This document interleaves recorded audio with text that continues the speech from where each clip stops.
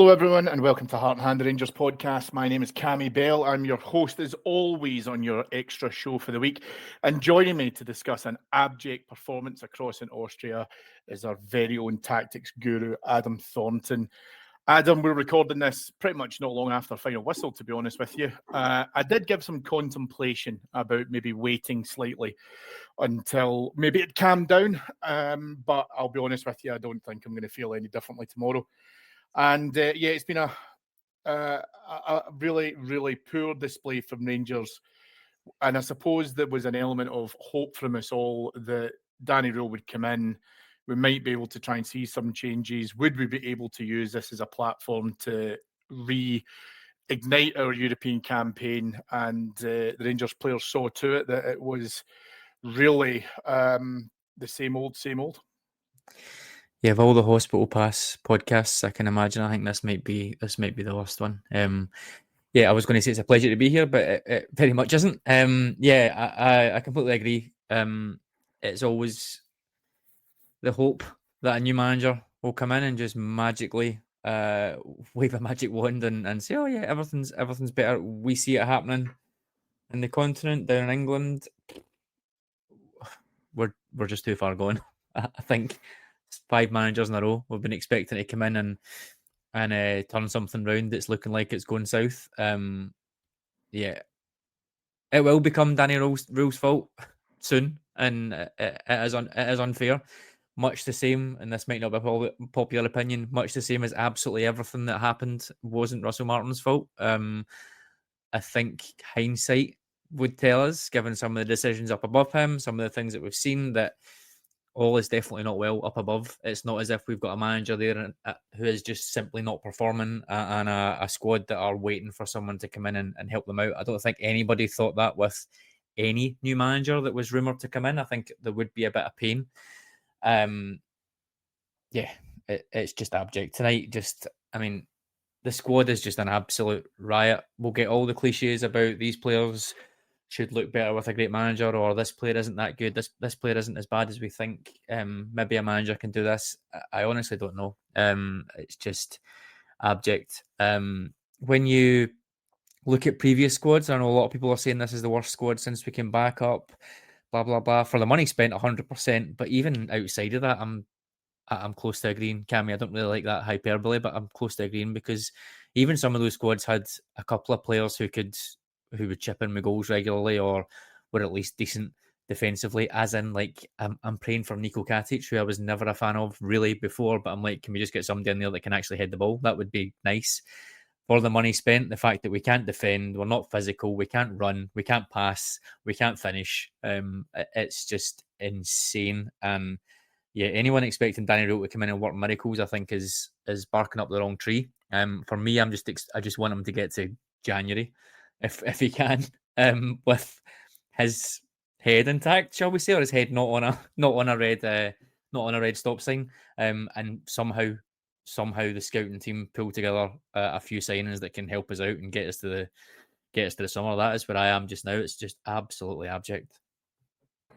Yeah, there's a real regression from some of those players, because I think it'd be easy to lay it all at the new signings and the recruitment policy, but there's a number of players within that team who were in the quarterfinals of this tournament earlier this year, and they've went so far in themselves, it's ridiculous.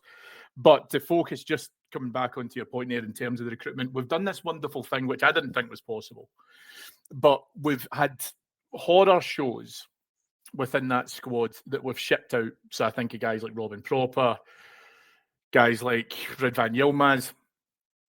Not so much a horror show, because I want to give them a little bit of credit, but guys like Cyril Dessers. And what we've actually done is we've went out and spent money, and we've made these ex-players look far better by the guys who have come in and replaced them, because the Migoma has had a real poor game tonight, I think it's fair to say. I was surprised, I don't know if you were, to see Giga start rather than Cornelius. I don't know if Cornelius has maybe been picking up, or he's maybe working off a knock or a slight injury, and maybe he couldn't start. Obviously, he did come on later on. And I'm always keen to try and separate the transfer fee from the player, because the player doesn't dictate the transfer fee. I think that sometimes can be an unfair label. But people, plural, have made determinations that Yusuf Chermiti is worth at this stage upwards of £25 million, given what Everton paid for him, given what we've now paid for him.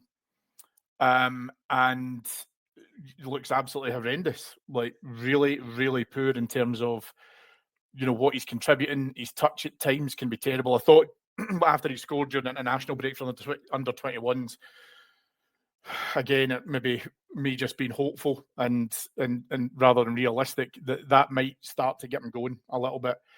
And he was just, ineffective tonight. He was absolutely non-existent in terms of being able to try and hold the ball up, what he was trying to do to penetrate.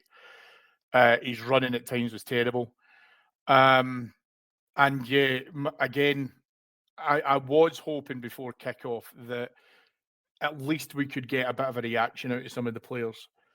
And I don't know if it's fitness, if it's stamina, I don't know if it's lack of pace, but I'm beginning to steer now more towards that it's just general apathy that seems to have just seeped into the squad, and now it's an absolute overabundance. Because there's part of me which hope that these players would say, right, we've got a new manager in. Clearly, they didn't take to Russell Martin's style. I can understand that to an extent, but there has been a dawn of change. And yet we were served up the same cold, tasteless, bland nonsense that was a lack of energy, a real lack of effort, making things harder on ourselves than it seemed to be, picking stupid ignoring far more obvious passes down the channels, and then obviously add into that the usual comedy show of errors that leads to pretty much all three of the Brann goals. So yeah, I think it's just the same mistakes but worse. I guess over the years. Just your point about some of the players leaving. I get the inference that the players that have come in are undoubtedly worse, if that was even possible. But there was just such a. I keep going back to this point. There was just such a key moment in the summer where a lot of players were going, but also some of the players that have been a bit of a milestone around our neck are coming up to expiry this summer. The guys signed in that 2022 window. And there was a bit of a freshness. We like, if we get them out on loan, we make some good signings here, then next summer we're going to have more wages freed up. It was as close to a clean start as you can get when you factor in the takeover, new sporting director, new heads of recruitment coming in, new manager, lots of new players coming in, a bit more money, and it's just got worse. Apathy is the word, and it seems to have. I don't know how. If you can change absolutely everything on and off the pitch and it's still the same thing, I don't know how you fix that culture. That's not something I would fancy tackling. I don't know how that's done. Is it just as binary as finally find a manager that can galvanize everything, and then it's all just a bit of a facade, if you like, that kind of similar to what Celtic did with Postecoglou and Rodgers, where it's a bin fire behind the scenes and civil war is everywhere. But when you're winning on the pitch, nobody cares. I don't know if that's just the way things exist up here. I don't know. But for us, I hope that manager appears soon. I sincerely hope Danny Röhl is that manager. He's so young. He doesn't feel like he's got that big personality to carry the club on his shoulders. At this stage, I think it's a hiding to nothing, if I'm honest, unless he can get the players on the pitch, get into their heads, mentality, psychology, whatever, and get them believing that they're better than they are. Because, yeah, some of the mistakes you outlined tonight are mistakes that we've made so many times in the past. He spoke about at the unveiling press conference about going back to basics, if you like. I can't remember what he said exactly, but basically being a bit harder to beat. I think that'll have stung him tonight, and I wouldn't be surprised, or I would certainly hope that he goes down that avenue. Now, I don't necessarily think it needs to be 10 men behind the ball or anything like that, but just be a bit more compact, maybe not try and be expansive, whether it's three at the back and literally don't let them do anything fancy, just kick the ball the way they're facing. I honestly think we're in those sort of desperate measures just now. Flat midfield three, and then whatever round about it, just to try and make us compact. The fact that we've not kept a clean sheet in almost 11 months now is absolutely embarrassing away from home in all competitions. I don't think we've got enough in attack. Personally, I said this at the end of the window, I don't think we've got enough regardless to make a sort of cohesive attacking team. So I think we need to be compact and we need to try and avoid these type of nights as a bare minimum. And I can't believe we're at this stage again. Brann, we're the worst team in this league. I didn't expect us to go there and dominate. I probably didn't even expect us to go there and win tonight. But the fact that these players either can't or won't run for this manager after not running for the last manager, and all being new into the club and all being signed by the sporting director and whoever for so much money, I think is just terrifying for the next whatever we're at 10 weeks until we get to the January window, and then who knows what we'll get now. We'll probably get the I don't know, Seamus Coleman or something coming in and playing up front. Who knows? The problem, and let's face it, because we're going to talk about this anyway, so let's get out of the way now. The problem with getting to the January window is who signs the players. And it's all well and good saying, well, we need to have money and we need to be able to spend a bit of cash, but we have done that and we've got zero returns on it. And ultimately that has to come down to who's selecting these targets and who's getting those deals over the line. And whether or not you have the summer window that we've just had, January, and I despise the January window anyway, because I think if players are available at that point, there's context behind why clubs are either willing to let them go or they're facilitating a move. And it has to kind of work. And then we're edging our way ever so slowly towards next year. But it's not going to change, even if you try and throw money at the problem, unless you can get the right caliber player to come in. And ultimately a player, and I said this before when we were talking about the managerial hunt, about a player who can come in and understand what the bare minimum requirement is for this club.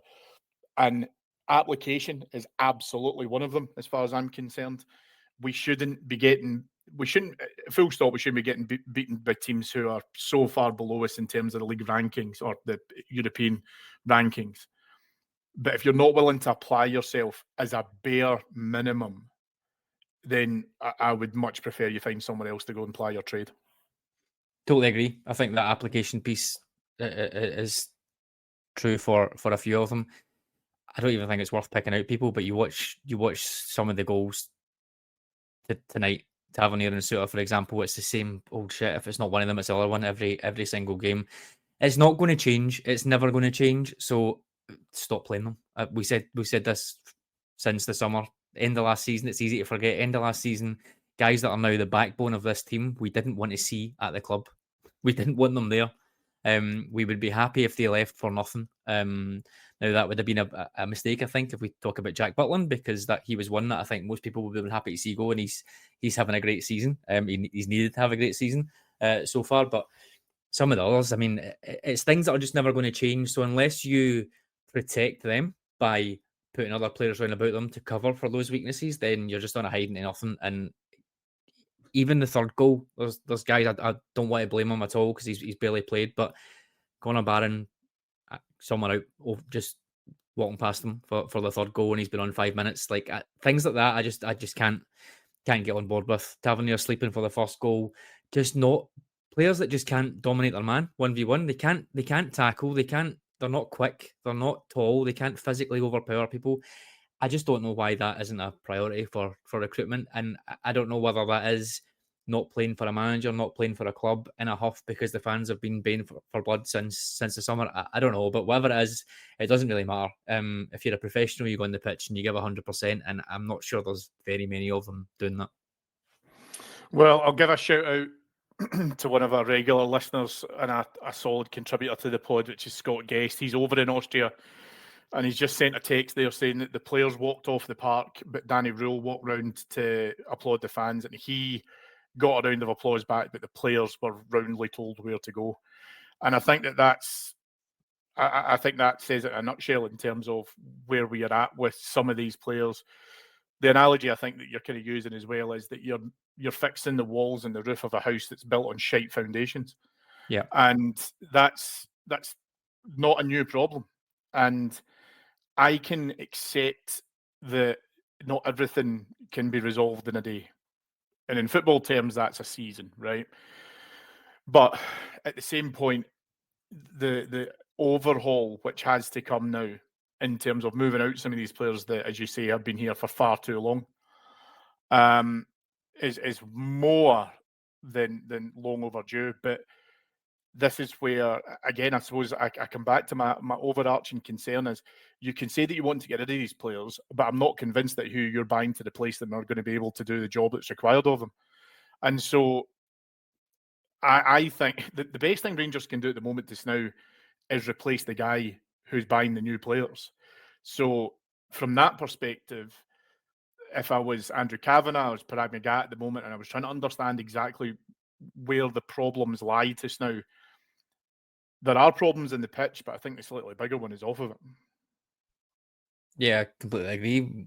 We have no idea what's going to happen in this January window. They said it was a 2 to 3 window fix. Let's hope it starts from now and not the summer window. We've still got another three windows to go. But yeah, that's the big concern in the medium term, I guess, if you want to call it that. But short term, what state are we going to be in by the time we get to that window? We were concerned what state we'd be in by the time Kevin Muscat came in 4 weeks' time. That's another 6 weeks after that. It is abject. Just a point about the players and Danny Röhl. I hope that is a sign, to be honest. Obviously, it's not that the player's walking off or anything, but the big issue I had with Russell Martin was the sort of weak decisions that he made early. Well, one of the big issues, the weak decisions that he made early doors, dropping players, throwing them under the bus, bringing them back, trying to make them the star of the show. Again, I get in the real world, you can't just tank players' values, and you certainly can't tank players who have been signed by sporting directors multiple times. But there comes a self-preservation thing. If the players are playing for themselves, then the manager needs to be selfish as well, and the manager needs to say, like, I couldn't care less whether you get great reviews playing for Belgium if you don't do what you're supposed to do here, or you aren't such a good player that everybody seems to think you are, or you are such a good player that everybody seems to think you are, but you can't turn it on in these games. To just as one example, then what's the point? Who cares if you go away every 6 weeks and play great for Belgium if we don't see it here? It's one of those things that's great when things are going well, but it just becomes a bit annoying actually when that happens. So whether that is a whole Rangers thing, and I don't mean to single anybody out, but there'll be players in there that we spoke about them, that aren't performing. If the manager sees that and doesn't change it, then it might end up going the same way as Russell Martin. What we don't want is weak management from the manager. He needs to put the team out on the pitch that he thinks is going to do the best job. And if they consistently keep failing him, then he needs to be bold enough to change that. Hopefully he will be. We don't know. We're just sort of surmising at the minute, but hopefully he will be. But one thing's for sure, we can't carry on the way we are just now. Yeah, I think it's interesting with the Raskin one, because I think I don't anticipate another fallout. I don't, because there was quite clearly some big issues between him and Martin, which I don't believe will fully replicate if he has to have tough conversations with Danny Röhl. But if he does, it very much changes the optic on it's a Raskin problem rather than who the manager is, because, like I say, there's a trend there. And Raskin, I think, is failing to understand that this is an opportunity for him to be able to play out of his skin, to really nail down the move that he so badly wants, obviously, to continue playing for Belgium and, you know, get into the World Cup squad. And I think outside of a major downturn in form, or, you know, a huge issue happening, he's pretty much played his way into that World Cup squad anyway, based on, you know, the performances he's had and the accreditation that he's getting from them. The thing that's interesting though that you were talking about there was we cannot have employed a weak manager to be able to try and come in, because that was absolutely my fear as well, was a manager selection process that was dragging on, and then we were aiming ourselves towards potentially having to take a choice that was a manager who might have been too enthusiastic about coming in. So in other words, accepted the status quo for what it was, didn't outline where they felt some of the fundamental failings were within this team and this performance based on what he could see from the outside looking in. And I'm keen to kind of get your thoughts on whether or not you having been at the manager unveiling, obviously having that kind of direct access to him and spoken to him, your sense of, is his age a barrier to be able to try and have those conversations, to come across in that, am I a gilt-edged leader who will make decisions no matter how tough they are or how many egos are hurt? Yeah, I don't think I've sat in press conferences where Steven Gerrard has given people a grill, and I've sat in press conferences where he's slaughtered me once or twice, to be honest. And that aura that you get when someone like that walks in the room is terrifying. You're going into those press conferences thinking, better get myself absolutely bang on here because he's going to tear me to shreds if I'm not 100% with this question. I didn't get that here, and that's not to say that he's weak or anything like that. He just seems like a really decent guy, quiet, I would say. Not a huge big personality, and I guess that depends on what side of the coin you fall. You don't want somebody that's a total bullshitter that will talk for Scotland and just say nothing, like probably what most people think of Russell Martin.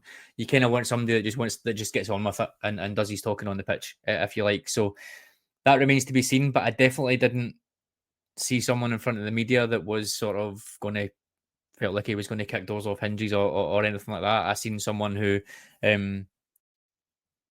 looked quite confident and assured in his own ability, but who knows when shit hits the fan, which it absolutely has done now. Whether he is that type of guy, I don't know. Whether he can manage some of these players.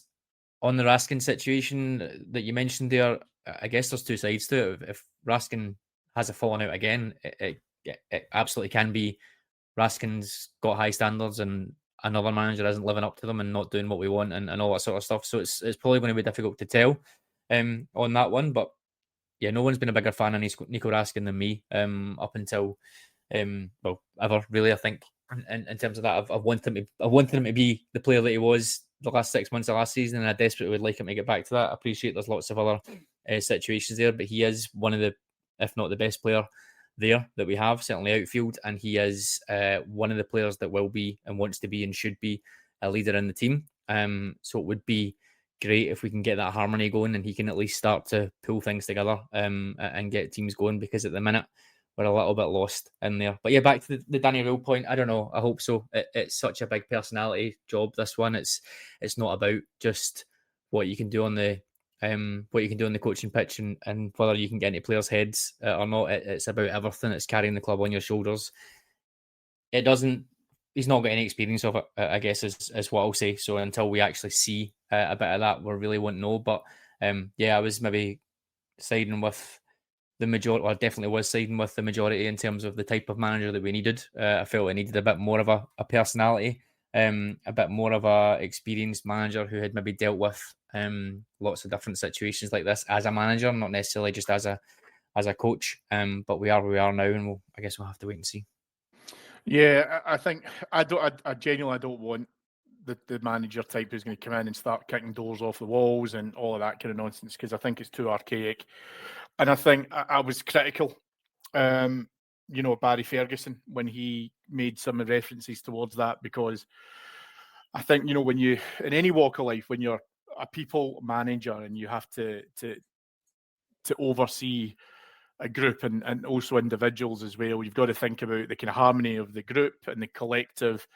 And if you feel that there's people who are a detriment to that, then you need to get underneath as to why they are doing what they are doing. It is not a way to be able to then turn around and go, right, I'm just going to bollock someone in front of other people and think that will happen, because modern football has moved on, a good way since then. What I think he needs to be able to do, and I think you saw a bit of this at Sheffield Wednesday, has been able to try and instill some team spirit, been able to try and galvanise and bring the group together. If there is a blame culture within that, is to try and disseminate it and hopefully eradicate it, so that you can start to, as I say, bring some degree of cohesion. And he'll have been used to bigger egos, even from within a coaching position, because of the levels that he's coached at as well. But when he has been the manager and he has been responsible for being able to do that, as I say, that kind of round of, let's get everyone in the room and let's talk about it, and then start having individual conversations to get that appetite built up from these players in terms of what they can contribute, then grand, because it's about being able to try and get something together that creates a bit of momentum with it. Adam, it would be remiss of me, since obviously you're my guest this week, not to talk about how Rangers set up tonight and the formation, how you felt that it went. I think from my layman perspective, one of the things that I was really pleased to be able to see, that from a game plan perspective, that we weren't as fixated and been able to try and play shorter balls, playing the ball at the back needlessly. And I think it lends into your earlier point, because I was thinking about this as the game was going on, and you know, I know you had made this point when we were talking during the game, that there is definitely a lack of athleticism within that team. And I wonder if, because of under the previous setup, there wasn't that overwhelming desire to get the ball forward and to chase balls as much as we might like to see, especially through the middle of the park, that maybe the players are conditioned into not being able to kind of bust their gut. There is definitely a fitness issue here, because I think from fitness and from stamina, we can absolutely work on that, because it's very much in the doldrums just now. But I preferred that more attacking style of play. I'm not saying that it was gung-ho. A couple of times where, and especially for the first goal, I think Tavernier's massively out of position, but it's the same goal that we've seen no matter what anyway. But keen to kind of get your thoughts in terms of how the team's set up. And I can't think that we can fairly assess that formation and how we set it out to say that it cannot work going forward.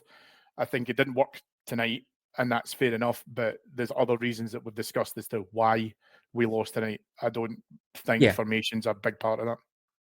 No, I don't think so too. It was pretty basic. If we talk about just the formation, it was 4-2-3-1, really. Raskin and Rothwell sitting in the middle, Asgard behind Chermiti, and then Gassam and Atman on the wings. I think you nailed it. Certainly, I would say the first 15 minutes or so, it looked a little bit better playing out from the back. I think rather than what we've seen with Martin, with that sort of slow build up and you're just passing the ball around and you're waiting for a space to come, and it never comes. So it just looks like you're basically just passing the ball about. I do think we'll see a little bit more. We've seen the centre backs maybe going a bit wider when Butland had the ball to sort of try and stretch that way, which then in theory creates space for the central midfielders so that you can pass in there. And we've also seen a bit of the fullbacks hitting the ball long into the channels for Gassam and Antman. I have to say, after that,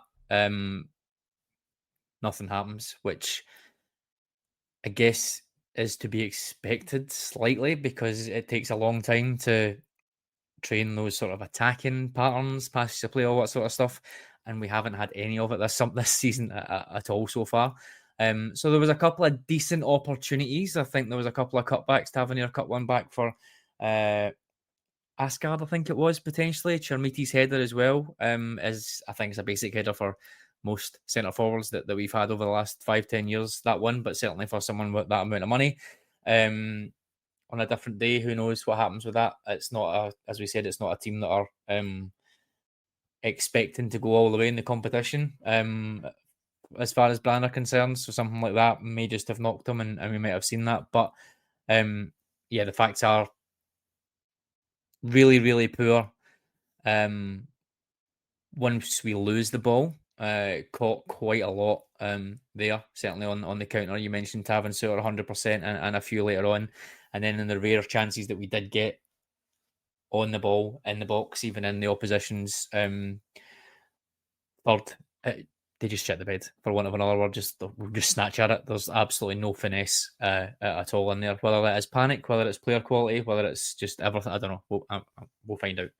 I don't think the formation was really that big a deal. Maybe there's a school of thought that he does use three at the back quite a bit. Maybe something like that would have been better. Almost as pathetic as it sounds, playing for a draw and trying to get something on the break rather than being aggressive. But it's Rangers, regardless of where we are. We're away to a team that we should absolutely expect to beat. He's also in his first his first game. He knows we need to win. He said that himself. We need to win every single game. So I can sort of understand it in that way. But no, I definitely don't think the formation was the fault. It is mostly the players on this one, as as it is regularly. But yeah, I guess we'll see how it goes. You mentioned Shermiti. Majowski isn't much better at the minute, and I know people probably don't want to. I don't know. It's this whole thing about because you've scored goals for Aberdeen, you're automatically going to score goals for Rangers, which I can never get on board with, at all. I think if knowing the league is such a massive factor, then you should just be able to score goals in the league, regardless of who your teammates are, who your opponents are. I think it's such a massively overvalued thing. Playing for teams like Aberdeen, Dundee is nowhere near playing for Rangers. It doesn't matter if you played in the same stadiums against the same teams. It's a completely different kettle of fish. And I don't think either of them have really hit the ground running. At least Majowski's got a couple of goals, but he's another one who very much will rely on service, and we don't look like we've got any idea or enough quality to be able to get the ball to him. So yeah, recap, I think bits of it looked okay at the start, certainly getting the ball forward quicker, which we're all happy with, but just nowhere near enough in the final third, and then just so susceptible to counter-attacks and individual mistakes, which is the same old. Yeah, I mean, one of the things I thought about, following the Dundee United game last week was, I'm trying to do what I can to defend Majowski and Shermiti, and it's becoming tougher and tougher every week. But one of the things that I did say at the time was, like, they're not getting the service. You mentioned it there. I don't think that they're getting the service. No. And we knew that we certainly were hamstrung in terms of being able to try and create chances going forward from the start of the season to now. We've discussed that to death for the last number of weeks. But then I go back to guys like I mentioned, like Cyril Dessers. Dessers would miss a chance or fluff his lines or miss miss the header that Chermiti got tonight as well, which I agree with was pretty routine, and he absolutely has to do a lot better at. But you kind of knew that it didn't harm you too much, because he would get another chance some point later on. Maybe he would be able to try and finish that one. So now it feels like we've regressed into such a don't get state chances. Yeah, you're not getting that second, third, fourth chance to be able to make up for that as well. And whilst, as I say, I dislike this idea of the connotation of players and value of their transfer fees, Majowski I am excited about, because I think that, as you say, he does have experience of it. But I think the experience is more just because it's not necessarily about scoring goals per se. I just think that he does look like as if he could deal with the physicality league, because he's been used to it before, right? And that was a criticism of some of the players who we had brought in from outside of the country. And there's been some good players who we've had, by the way, have came to Scotland, not been able to deal with that more industrial element of it. They've went elsewhere and they've done well, right? So I think that there is an element of that from Majowski, that people almost lean on that as a bit of a reliance to say, well, he's not going to not stand up to players, and he's not going to realise that as soon as somebody comes through the back of him that it's unexpected. But it is becoming harder and harder to be able to defend these guys. And ultimately, what I think Danny Röhl has to look at from that perspective is, if you're gonna have an 8 that wants to be able to come into that now has to look at multiple options, because again, up until this point, the only real attack plan was just get the ball to Gassama and hope for the best. Ant-Man is shit out of confidence, and just he looks like a waste of a jersey at the moment. I don't like to decry players, I genuinely don't, but right now he absolutely needs taking out the firing line a wee bit. Mikey Moore, I thought, came in and he's looked a little bit more robust, because I was critical that he was struggling again, like you said, with the physical nature of it. He's obviously only 18, so I can kind of go past that at the moment, but he also should have enough pace and skill to overcome any of those challenges in the short term. And I thought he's looked slightly brighter in his last couple of appearances. But right now, if you've got anyone that can sit within that midfield and even get forward with the ball, which hasn't really been happening centrally, we've seen some glimpses on it for guys like Joe Rothwell, but you have to be able to play through the middle as well as from the flanks, because then it can give you options in terms of how you provide that service. That might be, for me, it's probably the second priority after sorting out the defence now for Danny Röhl. Yeah, maybe a bit more critical on the on the attack, because I didn't think we had. I think I said this earlier on. I don't think we had enough in the window. Gassama, Antman, Mikey Moore to me are rotation players that come in when your first two players in the wide player positions need to be rested, or they're younger players, certainly in Mikey Moore and Gassama's case, that can come in and contribute over a season, but expecting them to be the main men, for me that felt really really naive, I think, recruitment wise. I guess Sam obviously has done well overall, but he can still drift in and out of games as well, as you would expect, because he's played 2 years of professional football, and we're asking him to go and be the match winner, and the only match winner. So it's not a criticism at all. It's just about helping these players. So I think wasn't happy with the options up top. I think Majowski is a decent player, as a 100% first pick every week for a Rangers team that expects to win the league and go into Europe and stuff. I don't know. Don't think so. I'd like to have another option in there. Unfortunately, the other option that we've got is Sharmiti, who is not anywhere near ready for that. So there's just not enough there. You're talking about Ant-Man having a bit of a rest and maybe Mikey Moore coming in. I mean, he's a teenager. Yeah, but there's no one else. We don't have anyone on the left. There's no backup. The squad is just absolutely insanely bad. Russell Martin decided early doors that he didn't like any of the left backs, sold them all, and we got one in who's a teenager on loan, who wasn't that great when he was out on loan last year and has pretty much performed exactly as people would expect when you look at where he's came from. Big massive gap there. We eventually, at the last minute, after about the fifth time of asking, got a left-sided centre half in. I think we burned through pretty much all of them in the window before we got Cornelius in. And we've got Majowski in, who both of them might show leadership, might end up being pretty solid players, but again, need support. There's just so much to do. It's insane, the amount of money that's been wasted. One of the only saving graces is that half a team are on loan and we can punt them back in the summer, hopefully some of them in January. But the only way out of this mess is not a manager miracle. The only way out of this mess is good recruitment, getting lucky. Unfortunately, getting lucky, whether it's by Celtic and Hearts collapsing and or whatever. Not that we're anywhere near close to taking advantage of that, but the only way really to get back on top is have the leaders collapse and make good recruitment decisions consistently over a period of time, and have a manager that can get the best out of players and have players that are capable of performing. I don't think we've got any of that just now, so it's almost just rearranging the deck chairs in the Titanic, as miserable as that sounds. So yeah, my hope is that we get to the window and we're no worse off than what we are now. And if by some miracle we can get a few players out and find 3 or 4 players that can come in and actually turn this into a football team, then for me that's my bare minimum just now. I'm not even thinking about whether we can get into the top 2, whether we can win the cup, whether we can win the semi-final, whether we can get into the knockout stages in Europe. I'm just, can we get to the window without completely collapsing again and try and get some footballers in, because that's what I think is the only way out of it, is to just make sensible decisions and lots of them quickly. Yeah, I agree with that. And what I don't want is to have anyone say on the 22nd of November, oh, Kevin Muscat would have been here and he would have improved this whole situation. Ideally, it's improved long before then. Adam, just before we wrap up, I do need to be able to try and focus a little bit on some league action, as Rangers are back at Ibrox against Kilmarnock on Sunday afternoon.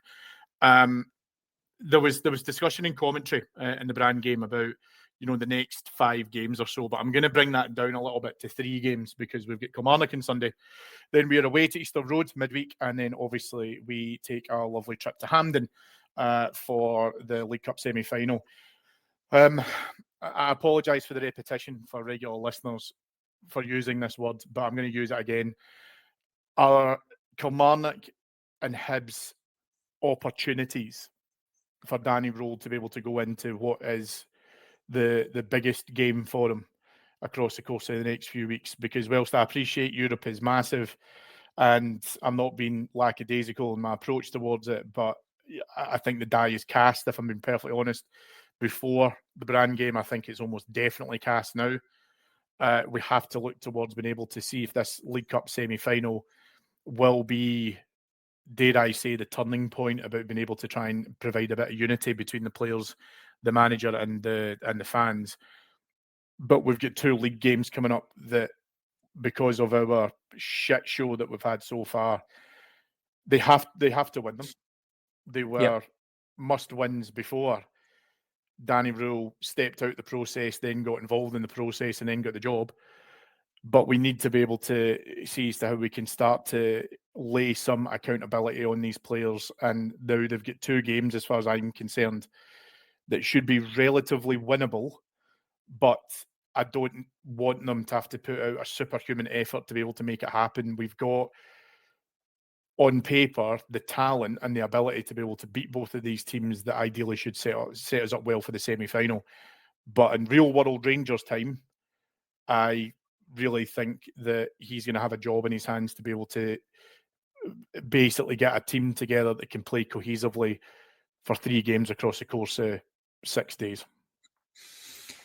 Yeah, every game feels like an absolute war, and every game feels like it lasts for double the time that it does. Yeah, three very different challenges, I guess. I'm not going to assume that Kilmarnock are going to come and just completely sit behind the ball, because a lot of teams don't really do that against Rangers now. They don't feel like they need to. But it's going to be a difficult one. They're doing better than I thought they would. And these are the games that he needs to win. These are the type of games that they'll face more often than not. So every game is must win, but these are the ones that we need to see things. Appreciate there's not enough time. We know that there's only time they get back. Whether it's, I don't think it's, maybe it's tonight, I don't know, but they've only got 2 days recovery and on the pitch to get things going. Who knows is the honest answer. As pointless an answer as that is.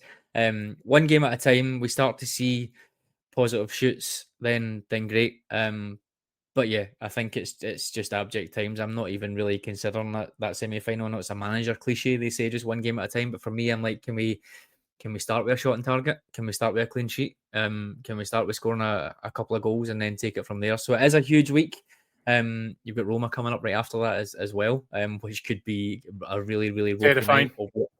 Albeit they're not doing too well tonight at home to Victoria Pilsen of all teams, as things stand. But that could be terrifying. So that week that you've got there could be another horror show.